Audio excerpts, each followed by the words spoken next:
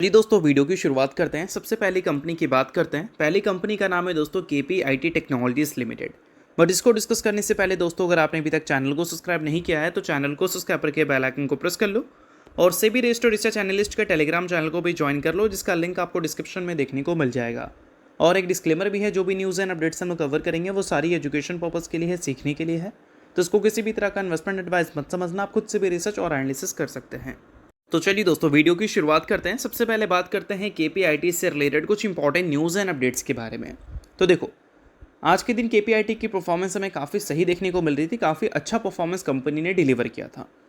अब इसका सबसे बड़ा कारण हो सकता है कंपनी की Q4 के अर्निंग्स, जिसके डेट्स कंपनी ने फाइनलाइज कर दिए हैं। डेट्स की बात करें तो 6 मई का डेट है, इस दिन कंपनी अपने Q4 के अर्निंग्स को रिलीज़ करेगी और इसके साथ कंपनी आपको डिविडेंड भी देती हुई नजर आएगी। और ये फाइनल डिविडेंड होगा, तो इसका रिकॉर्ड डेट कंपनी ने फाइनल नहीं किया है। अब 6 मई को जो कंपनी के अर्निंग्स आएंगे वो बहुत ज़्यादा मैटर करने वाले हैं केपीआईटी के लिए, क्योंकि उसके बाद केपीआईटी अगले फाइनेंशियल ईयर को लेकर गाइडेंस हमें देगी। क्योंकि 2026 का गाइडेंस कंपनी ने स्टार्टिंग में दिया नहीं था, अनसर्टिनिटीज़ को देखते हुए। बट 2027 का गाइडेंस हो सकता है कंपनी दे, भले ही कम दे, बट हो सकता है कि देती हुई नज़र आ जाए। और अगर देती है तो काफ़ी अच्छी बात रहेगी, क्योंकि कंपनी के क्वार्टरली रिजल्ट से एक्सपेक्टेशन बाजार की बहुत ज़्यादा अच्छी है नहीं। क्योंकि पिछले एक साल का अगर देखोगे ग्रोथ इस कंपनी का, तो सिर्फ रेवेन्यू में ही ग्रोथ देखने को मिलेगा, प्रॉफिट तो ग्रो कंपनी ने किया ही नहीं है। और यही सबसे बड़ा कंपनी के गिरावट का कारण भी बना है। देखो, लगातार कंपनी का जो वैल्यूएशन है इसके पीयर्स के कंपैरिजन में ऊपर था और उसके हिसाब से कंपनी के अर्निंग्स आ रहे थे, तो वैल्यूएशन लगातार जस्टिफाइड भी हो रहा था। बट फिर मार्केट में मल्टीपल रिपोर्ट्स ये क्लेम करना शुरू कर गई थी कि ईवी में जो स्पेंडिंग पहले हुआ करता था वो स्पेंडिंग अब काफ़ी कम हो चुका है। तो जो केपीआईटी है, टाटा एलेक्सी जैसी कंपनी है, टाटा टेक्नोलॉजीज कंपनी है, ये सारी कंपनी के अर्निंग्स आगे चलकर स्लो हो सकते हैं। तो लोग उतना ज़्यादा उन सारी रिपोर्ट्स पे ध्यान नहीं दिए थे। कई सारे लोग हायर लेवल पे भी कंपनी में इन्वेस्टमेंट करने चले गए जब कंपनी 80-85 के वैल्यूएशन पे चल रही थी। अब उसके बाद क्या हुआ कि कंपनी के अर्निंग्स उस टाइम तो ग्रो कर रहे थे, बट ग्रोथ रेट स्लो होता जा रहा था। और पिछले अगर हम 3-4 क्वार्टर की बात करें तो वहाँ पर ग्रोथ काफ़ी ज़्यादा स्लो हो चुका है कंपनी के प्रॉफिट का। और पिछले कुछ क्वार्टर्स में तो कंपनी ने डी ग्रोथ भी दिखा दी है अपने ईपीएस में। और इसी वजह से जो वैल्यूएशन एक टाइम पे 80 के ऊपर चला करता था वो अभी 30 से भी नीचे आ चुका है। तो वैल्यूएशन अच्छा खासा कंपनी में करेक्ट हुआ है और इसी वजह से शेयर प्राइस 60% तक करेक्ट हो चुका है।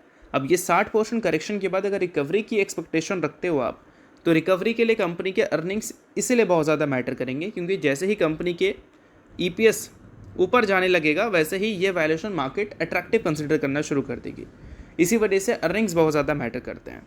तो सवाल यहाँ पर ये पुट होगा कि Q4 के जो अर्निंग्स हैं उसको लेकर बाज़ार की एक्सपेक्टेशन क्या है। तो बाज़ार की एक्सपेक्टेशन नेक्स्ट वीडियो में हम लोग डिस्कस कर लेंगे, क्योंकि अभी तक एक्सपेक्टेशन के डेटा मुझे मिले नहीं हैं। मिल जाते हैं नेक्स्ट वीडियो में, उसको हम लोग ज़रूर कवर करेंगे। बाकी इन सारी चीज़ों के बाद अगर हम बात करें एफआईएस और डीआईएस की एक्सपेक्टेशंस के बारे में, तो शेयर होल्डिंग पैटर्न से साफ साफ समझ आ रहा है कि एफआईएस की भी एक्सपेक्टेशन कुछ खास अच्छी है नहीं और डीआईएस की भी कुछ नहीं है, क्योंकि एफआईएस और डीआईएस दोनों ने अपनी स्टेक्स को रिड्यूस कर दिया है। इस Q4 के शेयर होल्डिंग पैटर्न में दिख रहा है ये। और ये सारी चीज़ें कहीं ना कहीं हमें एक चीज़ दिखाती है कि केपीआईटी को लेकर ग्रोथ कन्विक्शन अभी इन दो बड़े इंस्टीट्यूशंस को देखने को नहीं मिल रहे हैं। तो ये सारी चीज़ों पे आपको ध्यान रखना है अगर आप केपीआईटी के इन्वेस्टर हैं तो।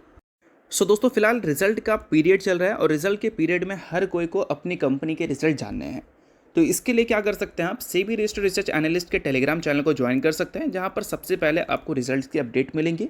साथ में उस कंपनी के टेक्निकल्स को प्रॉपर एनालिसिस कर यहाँ पर अपडेट किया जाएगा। इसको भी चाहो तो आप चेकआउट कर सकते हो। ये आपके लिए बहुत ज़्यादा यूजफुल रहेगा, क्योंकि इससे आपको क्लैरिटी मिलेगी कि आपकी कंपनी की परफॉर्मेंस अभी के टाइम पे कैसी है और आगे कैसी हो सकती है। और ये सारी चीज़ें कौन देगा, सेबी रजिस्टर्ड रिसर्च एनालिस्ट। तो इसके लिए आप टेलीग्राम चैनल को ज्वाइन कर सकते हैं। ज्वाइन बिल्कुल फ्री में कर सकते हो। मल्टीपल कंपनी के चार्ट्स आपको दिख जाएंगे, जिसको आप चेकआउट भी कर सकते हो। तो लिंक डिस्क्रिप्शन में है, लिंक के थ्रू जाकर चैनल को ज्वाइन कर लो। तो चलिए दोस्तों, बात करते हैं अगली कंपनी के बारे में। सो अगली कंपनी का नाम है वेदांता। आज के दिन वेदांता का शेयर आपको 60% तक क्रैश होता हुआ दिखा था और इसका सबसे बड़ा कारण था डिमर्जर। काफ़ी सारे लोग पैनिक कर रहे थे कि 60% क्रैश हो गया, भाई क्या हो गया क्या हो गया। बट एक्चुअल में डिमर्जर का टेक्निकल एडजस्टमेंट हुआ था। इस चीज़ को मैं थोड़ा सा डिटेल में समझा देता हूँ। अब देखो, वेदांता कोई छोटी कंपनी नहीं है, बहुत बड़ी कंपनी है। तो मल्टीपल बिजनेस इसके साथ ही जुड़ा हुआ था। बट अभी कंपनी ने फैसला किया है कि हर बिजनेस का एक सेपरेट एंटिटी बन जाएगा। तो एक एंटिटी थी वेदांता एल्युमिनियम, एक है ऑयल एंड गैस, एक है पावर और एक है स्टील एंड फेरस मटेरियल्स और उसके अलावा वेदांता लिमिटेड। तो अगर आप एक शेयर ओन करते हैं तो उसके बदले आपको वेदांता 4 इक्विटी शेयर देगी और वो 4 इक्विटी शेयर अलग अलग बिजनेस का होगा। मतलब ऐसा नहीं कि हर बिजनेस का 4 इक्विटी शेयर, ऐसा नहीं, एक बिजनेस का एक, दूसरे बिजनेस का भी एक, तीसरे का भी एक, चौथे का भी एक। तो रेशो 1:1 का होगा, बट डिमर्जर 1:5 के रेशो में दिखा, यानी कि पहले एक कंपनी थी अब 5 कंपनी हो गई हैं। बट एक कंपनी जो वेदांता लिमिटेड थी उसके एक शेयर अगर आप ओन कर रहे थे तो सबके एक एक शेयर आपको मिले होंगे। ठीक है, तो डिमर्जर की आई होप आपको स्वैप रेशो अच्छी तरह से समझ आ गई होगी। बाकी वेदांता में गिरावट का मेन कारण क्या था उसको भी हमने समझ लिया। तो नेक्स्ट बात करते हैं दोस्तों, तो नेक्स्ट कंपनी है रिलायंस इंडस्ट्रीज लिमिटेड। आज के दिन रिलायंस इंडस्ट्रीज में कभी खुशी कभी गम वाली सिनेरियो थी। मॉर्निंग सेशन में कंपनी का परफॉर्मेंस काफ़ी पुअर था, फिर बॉटम से एक अच्छी 3% की रिकवरी हमें देखने को मिली थी। रिकवरी का मेन कारण बोल सकते हैं क्रूड ऑयल के प्राइस का गिरना है। क्रूड ऑयल के प्राइसेस में आपको 1.5% से ज़्यादा की गिरावट दिखी थी। इसी वजह से रिलायंस इंडस्ट्रीज जो बॉटम में, मतलब जो मॉर्निंग में परफॉर्मेंस की थी और बॉटम जो बनाई थी, वहाँ से एक अच्छी रिकवरी रिलायंस इंडस्ट्रीज़ के शेयर में देखने को मिला था। देखते ही देखते हो दोस्तों, पिछले एक हफ्ते में ब्रेंट क्रूड ऑयल 25% से ज़्यादा आपको भागता हुआ दिखा है। अब इसका सबसे बड़ा कारण क्या है? सबसे बड़ा कारण है यूएस ईरान का वॉर। बट उस वॉर में जो सबसे बड़ा कारण है वो है ट्रंप। देखो, ट्रंप पागल इंसान है। अब ये चीज़ आप भी बोलना शुरू कर दो, क्योंकि पहले हमें क्या सुनने को मिल रहा था, ट्रंप गाली दे रहे थे ईरान को और ईरान ट्रोल कर रही थी। ट्रंप बोल रहे थे स्ट्रेट ऑफ हॉर्मुज़ को खोल दो, तो ईरान बोल रही थी कि चाबी भुला गया है। बट जब ईरान ने स्ट्रेट ऑफ हॉर्मुज़ को खोलने का फैसला कर लिया था एक कंडीशन को रखकर, जो कंडीशन तो पहले एग्जिस्ट भी नहीं करती थी अब एग्जिस्ट करती है, उसको भी ट्रंप ने मानने से इनकार कर दिया। तो उसके बेसिस पे ईरान ने स्टेटमेंट दिया है कि हम एक न्यू वेपन को यूज़ करेंगे अगर यूएस ईरान की कॉन्फ्लिक्ट आगे कंटिन्यू रहती है तो, और उससे आपको हार्ट अटैक तक आ जाएगा। तो चलो इस चीज़ को थोड़ा सा समझते हैं। तो देखो, हाल ही में क्या हुआ था कि ट्रंप ने लगातार ये स्टेटमेंट दिया था कि स्ट्रेट ऑफ हॉर्मुज़ को खोलो, क्योंकि क्रूड ऑयल के बढ़ते प्राइसेस उनको टेंशन दे रहे थे। तो फिर सीज़ फायर हुआ, आप सभी को पता है। सीज़ फायर के बाद जो पीस टॉक हुआ वो फेल हो गया। दूसरे पीस टॉक को लेकर बातें चल रही थी, बट उससे पहले हमें रिपोर्ट्स आती हुई दिखी कि ईरान ने एक कंडीशन रखा है कि वो स्ट्रेट ऑफ हॉर्मुज़ को खोल देंगे अगर यूएस अपना जो ब्लॉकेट है पर्शियन गल्फ में उसको हटा दे, जिसको तो यूएस ने कभी ब्लॉकेट लगाया ही नहीं था। मतलब पहले नहीं लगाया था, बाद में लगाया जब डील फेल हुआ था।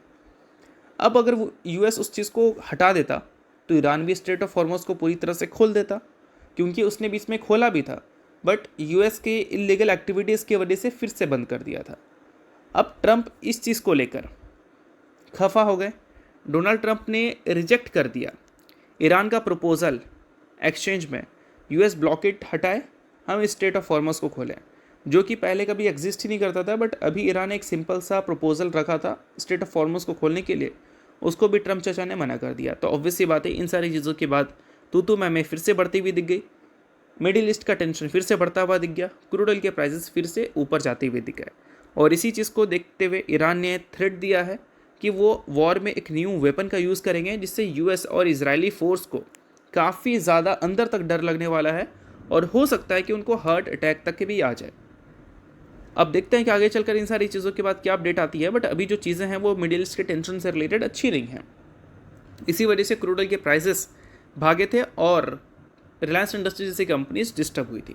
बाकी कुछ चीज़ें अच्छी भी आई हैं। रिलायंस इंडस्ट्रीज जो है वो अब आपको इंडिया की सबसे बड़ी डाटा सेंटर क्लस्टर सेटअप करती हुई नजर आएगी आंध्र प्रदेश में, और ये एक काफ़ी बड़ी न्यूज़ बन जाती है, क्योंकि रिलायंस इंडस्ट्रीज एक न्यू सेक्टर में उतरने का फैसला कर चुकी है और उसके लिए इन्वेस्टमेंट भी काफ़ी बड़ा होने वाला है। लगभग कितना, $17 बिलियन, यानी कि रुपीज़ में अगर हम देखें तो 1.5 लाख करोड़ से भी ज़्यादा। और इसके बदले 1.5 गीगावाट का AI focus data centre cluster ये सेटअप करेगी आंध्र प्रदेश में, और ये काफ़ी बड़ी न्यूज़ बन जाती है रिलायंस इंडस्ट्रीज़ के बिजनेस से रिलेटेड। और अभी रिलायंस इंडस्ट्रीज में पिछले कुछ टाइम में क्रूड ऑयल के गिरते प्राइसेस की वजह से एक रिकवरी देखने को मिली थी, बट वापस से प्राइसेस में तेज़ी देखने को मिली है। तो क्या ये रिकवरी के बाद रिलायंस इंडस्ट्रीज 11% नीचे है, तो क्या ये और भी ज़्यादा नीचे जाएगी, ये देखना इंटरेस्टिंग रहेगा। बाकी चीज़ें सिर्फ एजुकेशन पर्पज़ के लिए है, किसी भी तरह का रिकमेंडेशन नहीं है। तो होप करता हूँ ये वीडियो आपको अच्छा लगा। वीडियो लाइक कीजिए, पहली बार सब्सक्राइब कीजिए। वीडियो के लिए बहुत बहुत शुक्रिया।